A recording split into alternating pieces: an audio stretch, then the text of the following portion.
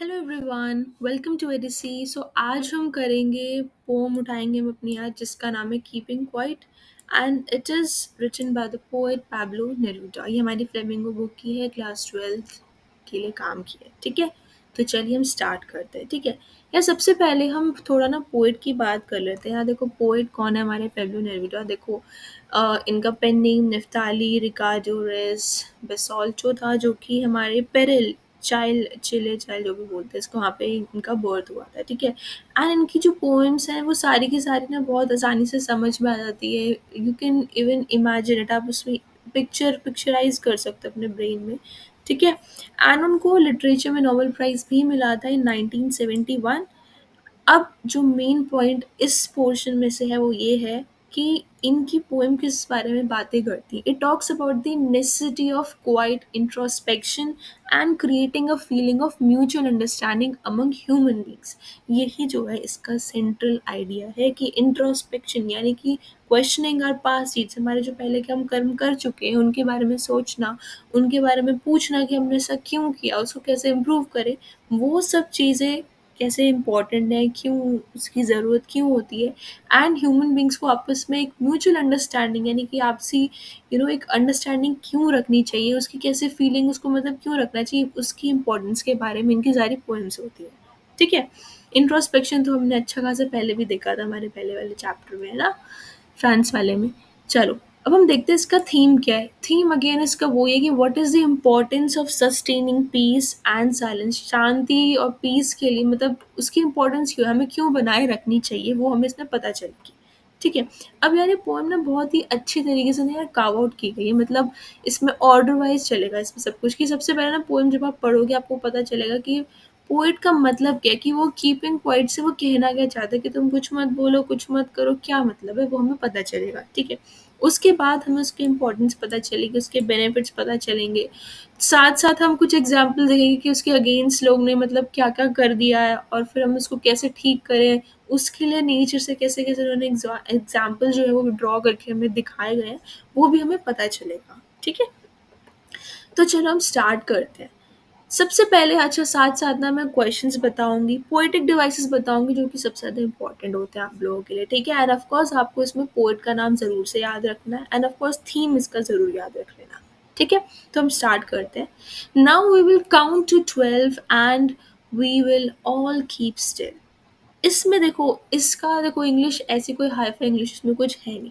But आप इसमें देखो कैसे बोल रहे हो कि अभी हम सब काउंट करेंगे, मतलब हम बोलेंगे, कुछ बोलेंगे, काउंट करेंगे या सॉर्ट ऑफ हम कुछ बोल रहे हैं, कुछ काम कर रहे हैं एंड उसके बाद हम सब स्टिल हो जाएँगे।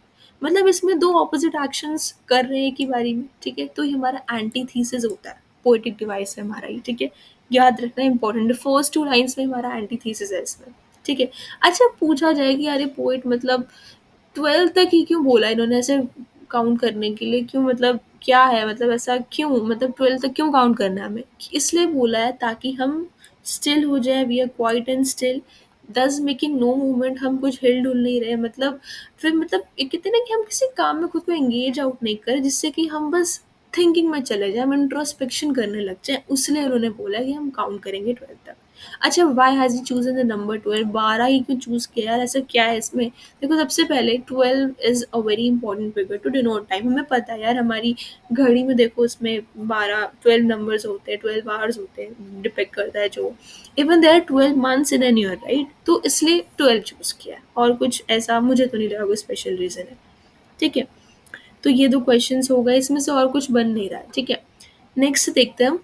For once on the face of earth, let's not speak in any language, let's stop for 1 second and not move our arms so much. यार यहाँ पे ना 3 पोएटिक डिवाइस है।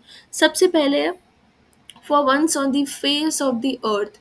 देखो फेस, अर्थ को एक फेस दे दिया, ऐसे बोल रहे हैं, अर्थ को फेस दे दिया। अब अर्थ का कोई फेस थोड़ी ना होता है, फेस किसका होता है, ह्यूमन बीइंग का होता है। तो यहाँ पर इसलिए हमारा पर्सोनिफिकेशन है, बिकॉज एक ह्यूमन क्वालिटी डाल रहे हैं हम उसमें। ठीक है, तो यहाँ पर हमारा क्या है, पर्सोनिफिकेशन। दूसरा देखो यहाँ पर let's not speak in any language, let's stop for 1 second. See the 2 words let's 2 bar repeat, मतलब रिपीट हुआ लेट्स हमारा, तो ये हमारा क्या होता है, एनाफोरा, मतलब स्टार्टिंग में रिपीट करा हमने वर्ड। ठीक है, and not move our arms, arms में भी हमारा ना एक पोएटिक डिवाइस है जो कि होता है हमारा पन। ये क्या होता है बेसिकली, मतलब एक वर्ड जो होता है ना ये बहुत सारी चीज़ों को बताता है। मतलब एक वर्ड हम अलग अलग चीज़ों का मतलब निकालने के लिए जब यूज़ करते हैं तब हमारा पन होता है। ठीक है, तो अभी हम देखेंगे थोड़ा अच्छी गाइस उस पर डिस्कशन करेंगे। उससे पहले हम देखते हैं what does face of the earth refers to. मतलब फेस ऑफ द अर्थ से मतलब क्या है, वो बेसिकली क्या कह रहे हैं कि हमारी जितनी भी कंट्रीज है इस दुनिया में उसको वो डिपिक्ट कर रहा है फेस ऑफ द अर्थ से।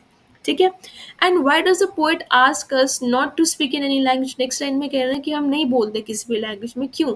देखो लैंग्वेज जो है बेसिकली, देखो it is a very strong medium for communication. मतलब पहली बात तो हमें जब वो क्वाइट रहने के लिए बोल रहे थे हम लैंग्वेज यूज़ करेंगे, यानी कि उनका ऑर्डर हम फॉलो नहीं कर रहे हैं कि हम फिर भी बातें कर रहे हैं, we are engaging ourselves in talking. तो पहली बात तो इसलिए हमें नहीं बोलना। दूसरी चीज़ लैंग्वेज में इसलिए भी नहीं बोलना क्योंकि लैंग्वेज जो है, लैंग्वेज डिफरेंसेस हमने पढ़े ना, बायलिंगुअल डिफरेंसेस होते हैं बहुत सारे लोगों में। कोई ये लैंग्वेज होती है, कोई लैंग्वेज होती है, किसी को बातें समझ नहीं आती हैं। ठीक है, उसलिए भी हम जो है लैंग्वेज को यूज़ नहीं करेंगे बिकॉज ये डिफरेंसेस क्या करते हैं, हमें यूनाइट नहीं होने देते, ये हम सबको अलग करते हैं, इट सेपरेट्स अस आउट। ठीक है, दूसरी चीज़ और भी हम बोल सकते हैं कि यार जितनी भी हम प्लानिंग करते हैं ना कि यार ये पैसा कमाना है, वो करना है, या कुछ किसी के अगेंस्ट कुछ हार्मिंग प्लान कर रहे हैं, हम कुछ प्लानिंग प्लॉटिंग कुछ भी कर रहे हैं, वो भी सब हम लैंग्वेज के थ्रू ही करते हैं, तो इसलिए भी हमें लैंग्वेज यूज़ नहीं करनी। दूसरा, जब हम ऐसे चुप हो जाएंगे ना, हम कुछ नहीं बोलेंगे, what we will be doing, we will be sharing similar silence. एक जैसी हम शांति जो है हम सब शेयर करेंगे, एंड हम उस थोड़े से मोमेंट के लिए चाहे हम सब यूनाइटेड रहेंगे एटलीस्ट। ठीक है, समझ में आ गया। And he saying let's not speak in any language, let's stop for 1 second so that we can be united, इसलिए वो कह रहे हैं and not move our arms so much. अब आर्म्स का मतलब तो यार फर्स्ट मीनिंग तो हमें ये पता है कि आर्म्स होते हैं हाथ। दूसरा, आर्म्स किस लिए बोलते हैं, हम कहते हैं ना कि आर्म्ड सोल्जर्स, आर्म्ड सोल्जर्स का क्या मतलब होता है, who are carrying the weapons. इसलिए भी हमारा तो यहाँ पे पन इसलिए है। तो हम यहाँ पर देखते हैं एक्सप्लेनेशन देखते हैं हम कि explain not move our arms so much. देखो सबसे पहले जैसे बोला यहाँ पे हमारा पोएटिक डिवाइस कौन सा यूज़ किया गया, पन। आर्म्स जो है दो के लिए हो गया, एक हमारे हाथों के लिए, हाथों के लिए इसलिए बोले ताकि हम मूवमेंट ना करें, हम हिले डुले नहीं, हम कुछ ना करें। हम हाथ से क्या क्या कर सकते हैं, हम डिस्ट्रैक्शन कर सकते हैं, हम खुद को या तो नुकसान पहुंचाएंगे या हम दूसरों को नुकसान पहुंचाएंगे। ये मैं गोली बारूद वाला भी डिस्ट्रैक्शन नहीं कह रही, मतलब कुछ भी, कुछ गलत सलत काम करो अपने हाथों से ही कर रहे हो, अब तो वो नहीं करना, इसलिए हमें अपने हाथ यूज नहीं करने।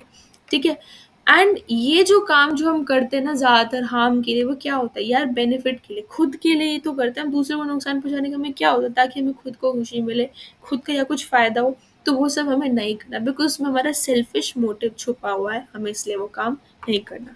दूसरा, वो कह रहा है कि हमें वेपन्स नहीं उठाने, let's not move our arms, let's not move weapons against each other. हमें एक दूसरे के खिलाफ जंग वंग नहीं छेड़नी है, हमें कुछ लड़ाई वड़ाई नहीं करनी है।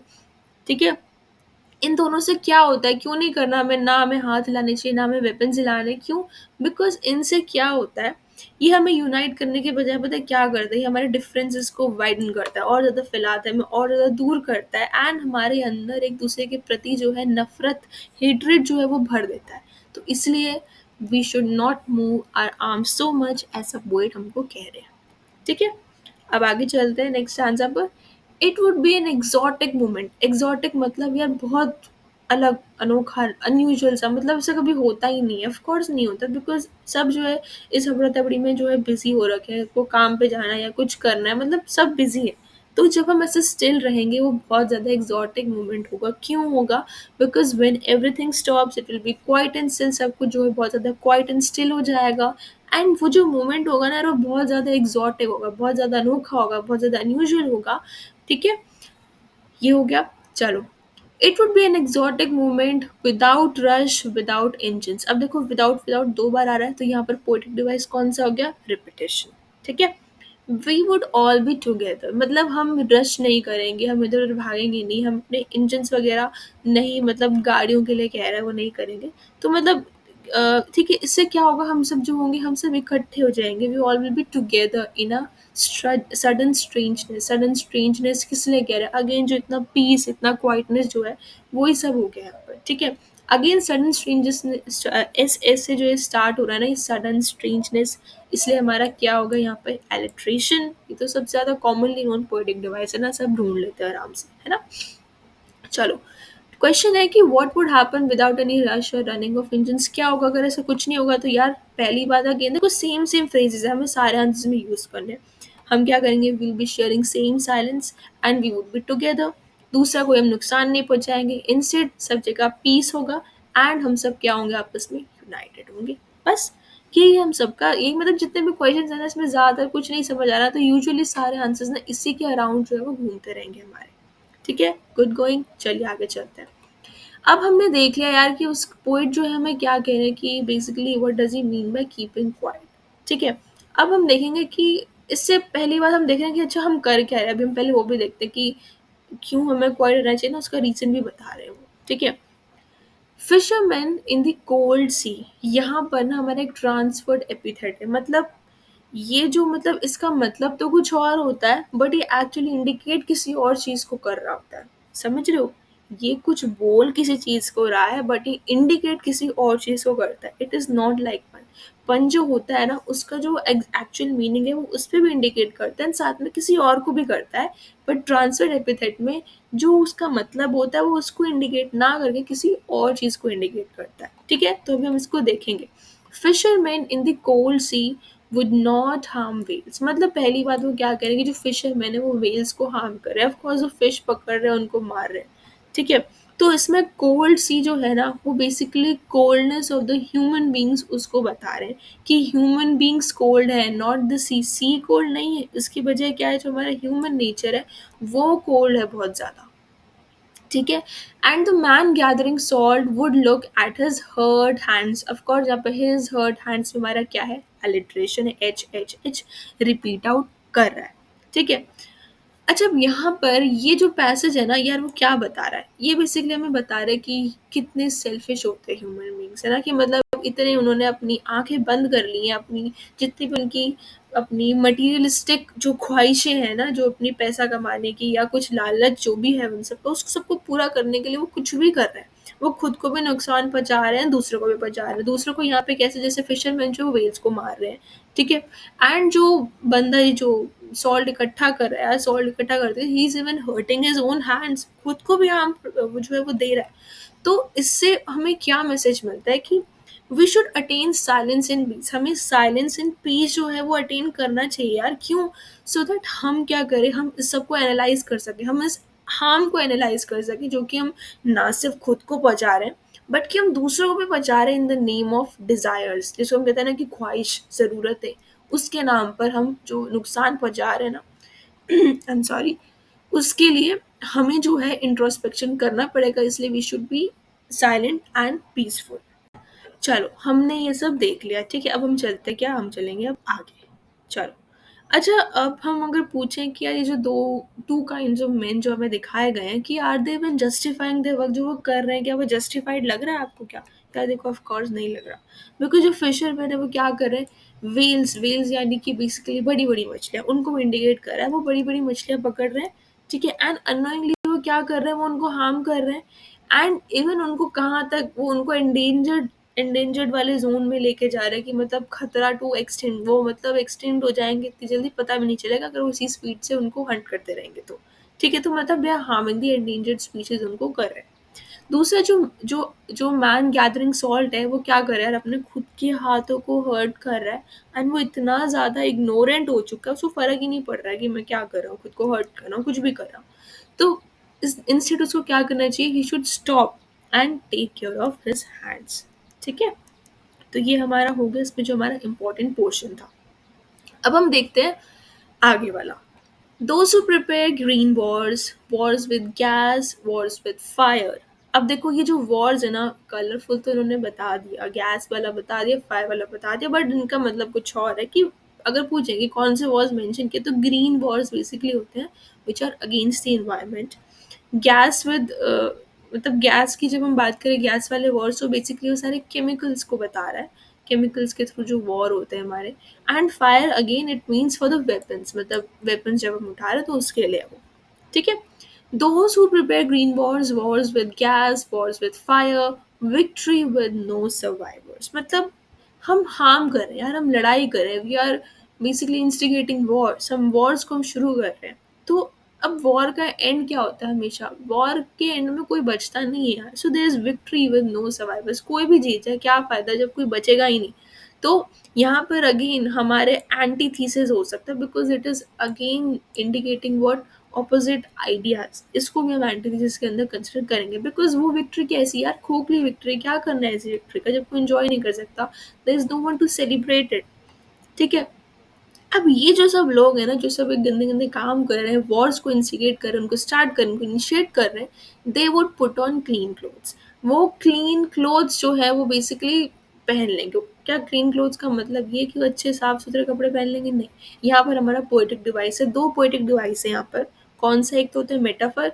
मेटाफर बेसिकली किसी को रेफर करने के लिए कह सकते हो आप। ठीक है, मतलब कुछ एक क्वालिटी टाइप कुछ डिफाइन करने के लिए। एंड एलिट्रेशन, एलिट्रेशन तो ऑफ कोर्स यहाँ पर सी सी क्लीन क्लोथ्स होगा। सो मेटाफर यहाँ पर किस लिए इंडिकेट कर रहा है कि क्लीन क्लोथ्स मतलब पहले देखो ना उनका कितना, एक कहते हैं ना कि स्पॉटलेस होता है। क्लीन क्लोथ क्या होता है? स्पॉटलेस, बेदाग वाला बिल्कुल, मतलब इट्स सो गुड। और स्पॉट्स वाला ऑफ कोर्स गंदा। तो इनका जो आइडिया, जो इनके जो थॉट, जो इनके जो एटीट्यूड था वो बुरे से अब अच्छा हो गया है। तो इसी को कह रहे हैं कि वो क्लीन क्लोथ्स पहन लेंगे वो, क्योंकि वो सुधर गए हैं, because they won't be engage in wars. And ऐसा कब होगा? जब they will be quiet and still. जब वो ये सब अपने, they won't be moving their arm so much, तब ये सब जाके ये सब हो पाएगा। ठीक है। And they walk about their and sorry and walk about with their brothers. मतलब एक ब्रदरहुड वाली एक फीलिंग उनमें आएगी। They won't harm each other. भाईचारे में कोई एक दूसरे को हार्म थोड़ी ना करेगा। In the shade, in the shade में अगेन हमारा मेटाफर है। इन द शेड कौन सा शेड कह रहे हैं यार? कोई पेड़ के नीचे का शेड है क्या? नहीं। वो वाला शेड जहाँ पर एक एक शेड कहते हैं ना कि एक फीलिंग से आ रही है कि यार हम सिक्योर है, we are safe. That sense of safety, that peaceful atmosphere, वो वाले शेड की यहाँ पे बात हो रही है। And doing nothing, doing nothing मतलब ये नहीं कि बिल्कुल बेकार बैठना है, नहीं नहीं ऐसा कुछ नहीं। मतलब हमें शांत है ना, हम कुछ ऐसा नहीं सोचेंगे जिससे किसी को हार्म हो, कुछ डिस्ट्रक्टिव हो, ऐसा कुछ नहीं करेंगे। But we will be doing our jobs, but that will be in a peaceful manner. ठीक है। ये समझ में आ गया होगा आई होप सबको। पोएटिक डिवाइसेस ध्यान रखना।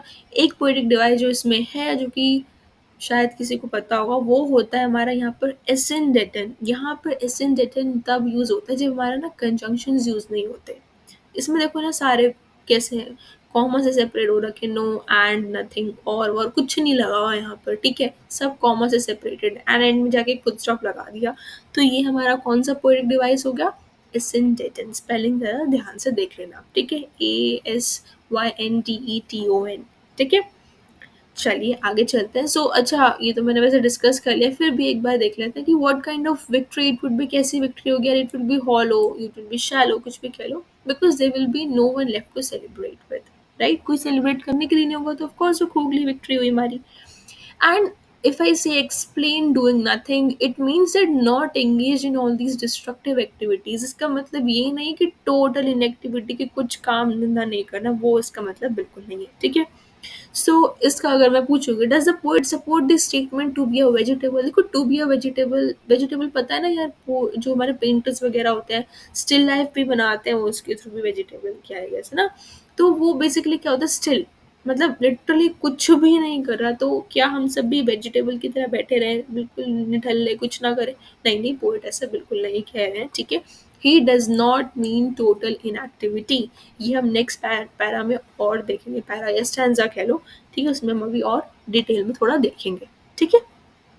चलिए आगे चलते हैं। What I want should not be confused with total inactivity। मतलब वो सीधा सीधा बोल रहे हैं कि भाई मेरे पे ब्लेम मत डालना कि मैंने बोला है। ठीक है। I am asking you to make a point of it. Because total inactivity कैसा होता है? टोटल इनएक्टिविटी यार तब होता है जैसे मातम छा जाए, वैसा टाइप कुछ हो जाएगा। मतलब अगर ऐसा करोगे तो बिल्कुल it will be like death. तो हमें वो जो है, he does not advocate death at all. वो तो even you can dynamism, he believes in dynamism, activity, living, उसमें वो बिलीव करते हैं, not in total inactivity, because it would be like what? Death. ऐसे लगे कि सब मातम छा रहा है, वैसा कुछ नहीं करना। ठीक है। Life is what it is about. It is what about? It is about dynamism, it is about activity, it is about living, it is about continuing a life. आप काम कर रहे हो अपना, जो भी आपको काम करना है आप वो कर रहे हो, फिर बुरा नहीं कर रहे हो, किसी को नुकसान नहीं पहुंचा रहे हो। ठीक है। I want no truck with death. मुझे नहीं चाहिए no truck. Truck you can say it's for, एक तरीके से ना डिफाइन करने की, इट्स अबाउट मास क्वांटिटी। ठीक है, मतलब मुझे इतना नहीं चाहिए, it would be like death, because death जो होगा वो इनएक्टिविटी, मतलब you can say both are equal, double equals to. ठीक है, death equals to inactivity, inactivity equals to death. तो मैं इन दोनों को एडवोकेट बिल्कुल नहीं कर रहा हूँ। ऐसा पॉइंट पॉइंट बता रहे हैं कि please make a point of it, इसको ध्यान में रखना। If we were not so single minded, अगर हम इतने ज़्यादा सिंगल माइंडेड नहीं होते, हम इतने ज़्यादा सेल्फिश नहीं होते about keeping our lives moving, and for once could do nothing, perhaps a huge silence might interrupt the sadness of never understanding ourselves and of threatening ourselves with death. अब देखो वो क्या कहना चाह रहे हैं ना यहाँ पर, कि मतलब हम इतने ज़्यादा सिंगल माइंडेड है कि ना हम अपनी लाइफ जो जी रहे हैं, हम उसको अच्छा बनाने के लिए ना हम किसी भी हद तक जा रहे हैं, मतलब हम नहीं सोच रहे, हम ना अपना एक्चुअली लाइफ का लिटरल मीनिंग नहीं समझ रहे कि उसका एक्चुअली मतलब क्या है, उसका एक्चुअली मोटिव क्या है। हम किसी को भी नुकसान पहुंचाने को तैयार है, हम कुछ भी करने को तैयार है, we are even even ready to hurt ourselves, हम खुद को भी नुकसान पहुंचाने को तैयार है। That is not the motive of our life. ये हमारे लाइफ का उद्देश्य बिल्कुल भी नहीं था। सो व्हाट डज ही से, कि जब हम स्टिल होएंगे, मतलब परहैप्स ह्यूज साइलेंस, मतलब कोई लड़ाई नहीं, कोई झगड़ा नहीं, कुछ नहीं होगा अगर हम स्टिल हो जाए। एक ह्यूज साइलेंस हमारी इस सैडनेस को इंटरप्ट करेगा। इस सैडनेस कौन क्या है, दिस सैडनेस वो भी हम आगे और डिटेल में भी पढ़ेंगे। ठीक है, इस सैडनेस को, सैडनेस सैडनेस मतलब चिंता कह लो यार, इस चिंता को, मतलब इस चिंता के चलते चलते बहुत सारे लोगों की डेथ भी हो जाती है। Again he is not advocating death, तो इसलिए वो बोल रहे हैं कि हमें स्टिल रहना चाहिए, ताकि हम शांत रहें, हम शांत मन से हम सोचें, हम किसी लड़ाई झगड़ा ना करें, हम अपनी ज़िंदगी का एक्चुअल मतलब समझें कि हमें क्या करना है। ठीक है, and we should stop threatening ourselves with death. Threatening कैसे, या तो सीधा मर जाएंगे हम, इतना किसी को मार दो, एक डेथ वैसे आ सकती है किसी के लिए भी, या फिर हम टेंशन के मारे कि इसको मैं कैसे हार्म करूँ, या मैं कैसे कैसी कैसे पाऊंगी, वो टेंशन के मारे भी डेथ हो जाएगी। ठीक है, सो इसका आइडिया क्या है कि ह्यूमंस जो है वो सब इल इल इन्फॉर्म्ड है, उनको पता ही नहीं कि क्या है उनकी ज़िंदगी का मतलब है। उनको लगता है कि जो जो हमने ले लिया, जो जो हम पाए जा रहे हैं ना, इट्स लाइक वाओ भाई बहुत बढ़िया है, ऐसे ही करते रहना है हमें। बल्कि ऐसा नहीं है।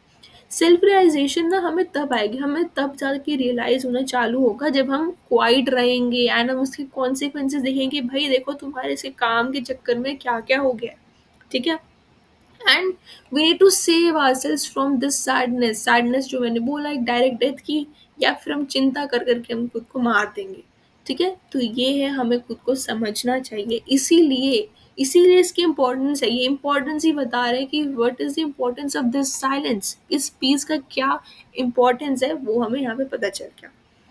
ठीक है, अच्छा एक चीज़ और यहाँ पर ना, एक पोएटिक डिवाइस और है देखो। Perhaps a huge silence might interrupt the sadness of never understanding blah blah blah, मतलब पूरा देखो ना यहाँ पे, नेक्स्ट लाइन पे अबाउट ना हमारा सेंटेंस कंटिन्यू रख रहे हैं, कुछ नहीं लगा हुआ इसमें, ना कोई पंचुएशन कुछ भी नहीं लगी हुई। ठीक है, तो इसको हम क्या बोलते हैं, एनजैम्पमेंट। एनजैम्पमेंट ये बेसिकली क्या होता है, कंटिन्यूशन ऑफ अ सेंटेंस और phrase over the other lines. ठीक है, ये पोएटिक डिवाइस है, इसको याद रखना थोड़ा। ठीक है, अब पोइट ने बोला, देखो स्टार्टिंग में ही बोला था कि what we should not be confuse with, कि क्या मतलब क्या किससे कंफ्यूज नहीं करना है, कि हमें देखो हमें क्या करना है, हमें सस्टेन करना है क्या, स्टिलनेस एंड साइलेंस को।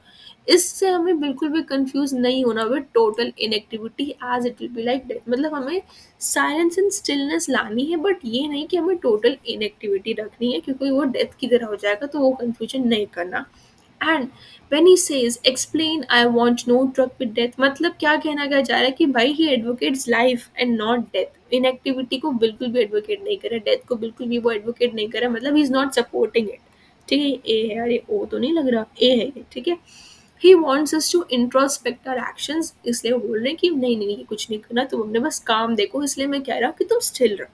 ठीक है, अच्छा what is poets advice for self centred people, जो कि लालची लोग होते हैं, सेल्फ सेंटर्ड होते हैं, उनके लिए पोइट क्या एडवाइस करेंगे कि यार सबसे पहले तो अपना जो सेल्फिश अप्रोच है उसको छोड़ो, वो मत करो बिल्कुल भी। You should be still and silent. Still and silent से क्या होगा, आप जितने भी माइंडलेस एक्टिविटी कर रहे हो ना, आप इन सबको रोकोगे and you will be able to introspect and understand your actions, आप समझो कि आप क्या कर रहे हो। ठीक है, and what is this sadness, देखो ये दिस सैडनेस, पहली बात है दिस सैडनेस ये आती कैसी, ये जो हमारा सैडनेस है कहाँ से आ रही, it is basically nothing but a result, एक कॉन्सिक्वेंस कह लो, नतीजा है किस चीज़ का, जो भी हम बिना सोचे समझे, जो भी हम माइंडलेस एक्शंस करते रहते हैं ना, विदाउट इवन अंडरस्टैंडिंग, बिना हम सोचे समझे कि हमें एक्चुअली में चाहिए क्या, without even understanding what we actually want, वो उसकी वजह से जो है उसका नतीजा क्या होता है, दिस सैडनेस, यही जो हमारे दिस सैडनेस है, ठीक है, जो इसमें रेफर कर रहे हैं पोर्ट। इससे कि क्या होता है, इससे हमारा स्ट्रेस एंड डिप्रेशन आएगा, ऑफ कोर्स आएगा, एंड कभी कभार तो it can even become a reason for our death too, हमारी मरने का कारण भी बन सकता है किसी ना किसी दिन, ठीक है।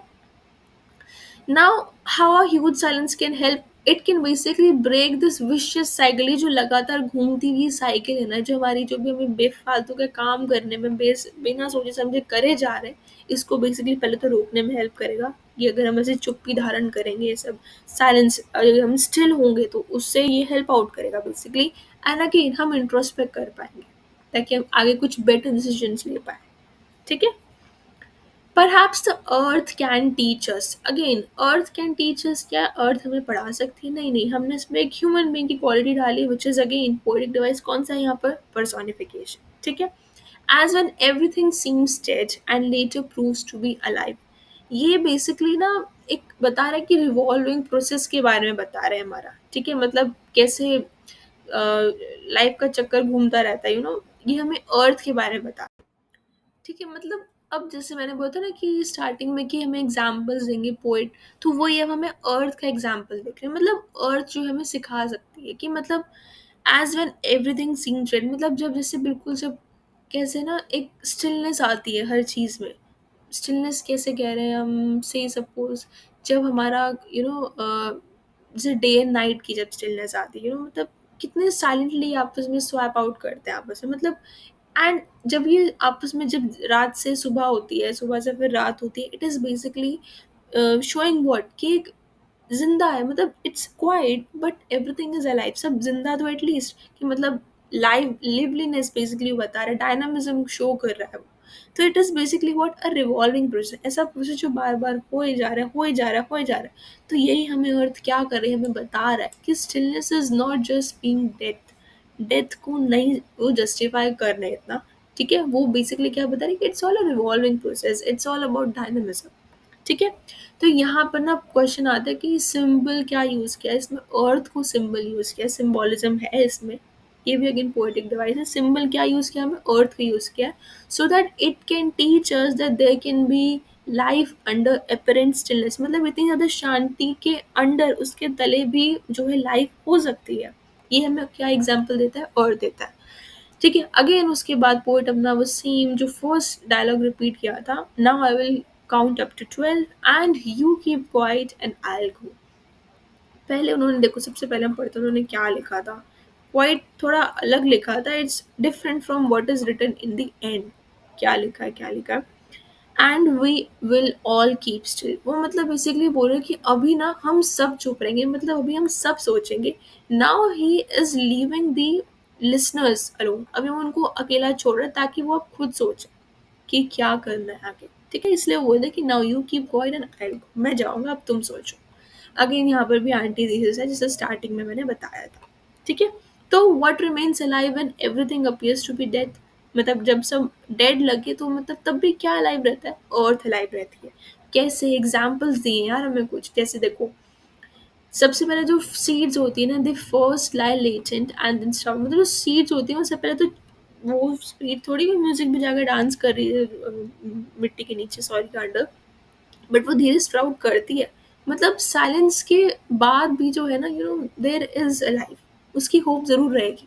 सिमिलरली जब डार्क विंटर होती है, चेंजेस टू स्प्रिंग साइलेंटली, वो भी चुपचाप, मतलब all these works are done peacefully, चाहे डे नाइट का स्विप स्वैप हो, जो भी हो, वो भी पीसफुली होता है, ठीक है।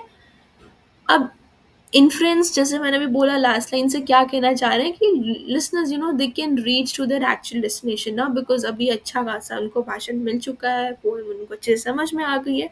नाउ दे नो कि उनका पर्पस क्या है उनकी लाइफ का, मैन उनको कैसे जीनी है ये अपनी लाइफ को, ठीक है।